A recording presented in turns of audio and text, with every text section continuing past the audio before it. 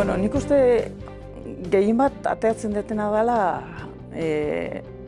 forma teoriko bat ematea egiten ditugun gauza askori.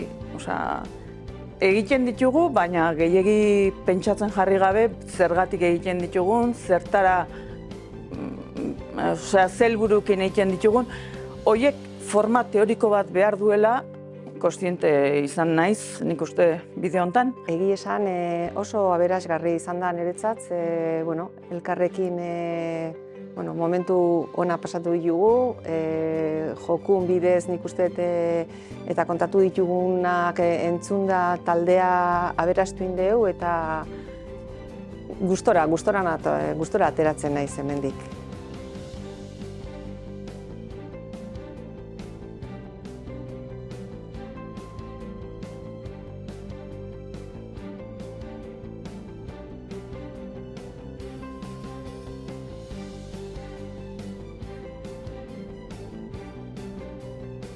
Ni etorri nintzen pixkatez jakintasunen, baino gogokin zerbait herrin alde edo zerbait ikasteko edo asmo horrekin.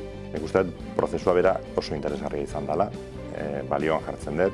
Nik uste baliogarri izan daitekeela, herrin beste ekintza batzuk antolatzeko, agian hori komunidaden bidez herrin sortu daitezken arazoak edo identifikatu eta konponbideak bilatzeko. Eta ni konforme egongo nitzeke, hemen beste saiotxo batzuk eginez, beste ibilbide bat egiteko. Talde anitz bat elkartu izana, nolabait ere, gai horren inguruan hitz egiteko, gure kezka partekatzeko eta aldi berean alde ludiko hori ere kontuan hartzeko baita ezta.